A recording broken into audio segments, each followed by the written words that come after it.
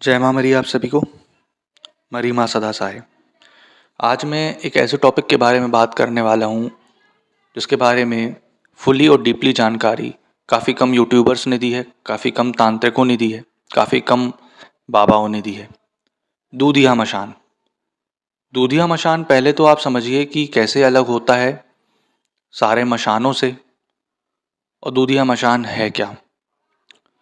जिस तरीके से आपने सुना होगा कच्चा कलवा।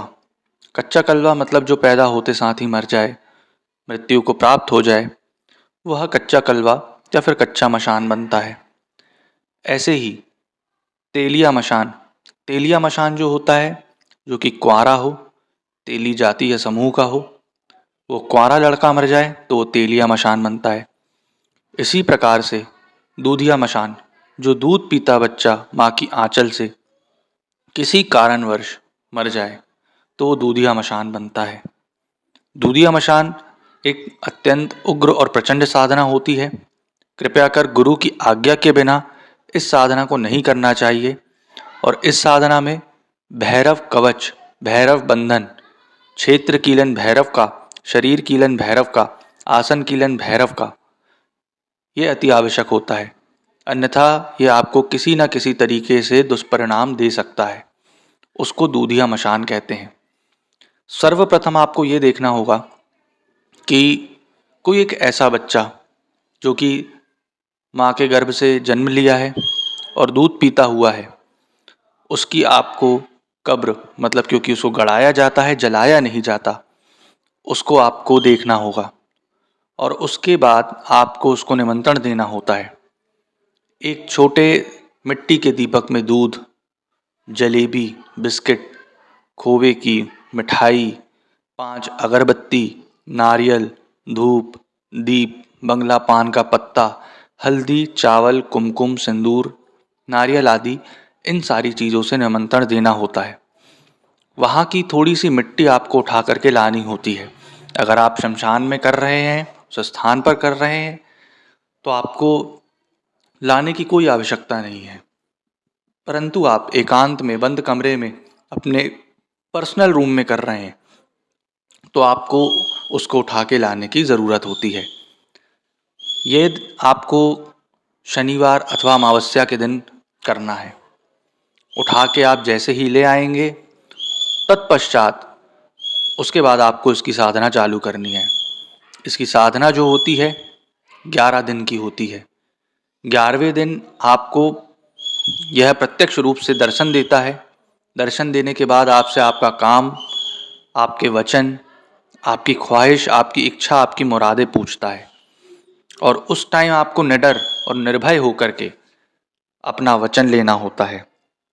अब आते हैं कि इसमें करना क्या होगा। जब आपने निमंत्रण दे दिया तो उसको सफ़ेद कपड़े में बाजूट के ऊपर इन सारी सामग्रियों को रख के धूप, दीप, अगरबत्ती लगा करके एक 4 मुखी दिया शराब का, याद रहे कि शराब ऐसी हो जो कि गंध वाली हो, जिसमें अत्यधिक गंध निकले, वो लेना होता है। उसके बाद आपको 1 मुखी दिया उत्तर सरसों के तेल का, ये लगाना होता है। जब आप पूरा भोग प्रसाद उसको लगा देंगे, चाहे तो आप तामसिक भोग भी लगा सकते हैं, जैसे मुर्गे की कलेजी या बकरे की कलेजी। उसके बाद जब आपने भोग प्रसाद सारा कुछ लगा दिया, तब आप सर्वप्रथम अपने कुलदेव, कुलदेवी देवता, इष्ट देवी देवता, नक्षत्र देव, नक्षत्र देवी देवता, ग्राम देवी देवता, इन सब सारे को याद करेंगे। इन सब सारों को याद करने के बाद सबसे पहले आपका गणेश मंत्र चलेगा 51 बार। उसके बाद 51 बार ओम नमः शिवाय चलेगा। 51 बार आप माता आदि शक्ति महाकाली को याद करेंगे और अपनी इंडेक्स और मिडिल फिंगर लेकर के सिर्फ 7 बार बोलेंगे, मशान चले महाकाली का नाम लेके, मशान चले महाकाली का नाम लेके, और 3 कदम दोनों उंगली चलाएंगे। जैसे ही 3 कदम 2 उंगली चलाएंगे, उसके बाद आपको दिए गए मंत्र की प्रतिदिन 5, 7 अथवा 3 माला करनी है। चाहे तो आप माला बढ़ा भी सकते हैं, 11 माला 11 दिन भी कर सकते हैं, परंतु विषम क्रम में माला चलेगी और तब जा कर के आपको इसकी सिद्धि प्राप्त होगी। आप जैसे कि जानते हैं, मशान जो होता है, दूधिया मशान जो होता है, हर कार्य करने में सक्षम होता है। किसी का घर खोलना, घर बांधना, ठीक, किसी का उतारा करना, झाड़ा फूकी करना, झाड़ा लगाना, इन सब चीज़ में वो एक्सपर्ट होता है। और 11वें दिन जब आप इसका हवन डालेंगे, आम की लकड़ी और आक की लकड़ियों से एक माला आपको उसका हवन डालना है। जब आप हवन डालेंगे तब यह आपको प्रत्यक्ष रूप में देगा सिद्धि। दूसरी चीज़ ये कि आपको प्रिकॉशन क्या रखने हैं। प्रिकॉशन ये रखना है कि आप ज़मीन में शयन करेंगे। मांस, मटन, दारू, मदिरा, पान, बीड़ी, गुटखा, तम्बाकू, इन चीज़ों से आपका संबंध टूट जाएगा 11 के 11 दिनों के लिए। जिस प्रकार से आप जानते हैं कि यह साधना बड़ी उच्च कोटि की तामसिक है, तो आप सबसे पहले अपने गुरु से परमिट ले लें। अगर आपके देहधारी गुरु हैं तो आप उनसे पहले परमिट ले लें, उनको नारियल पकड़ाएं और बताएं कि हे गुरुदेव, मैं ये साधना करने जा रहा हूँ, कृपा कर मुझे और मेरे ऊपर जितनी भी बाधाएं अड़चन आने वाली हैं आप उनको हरे।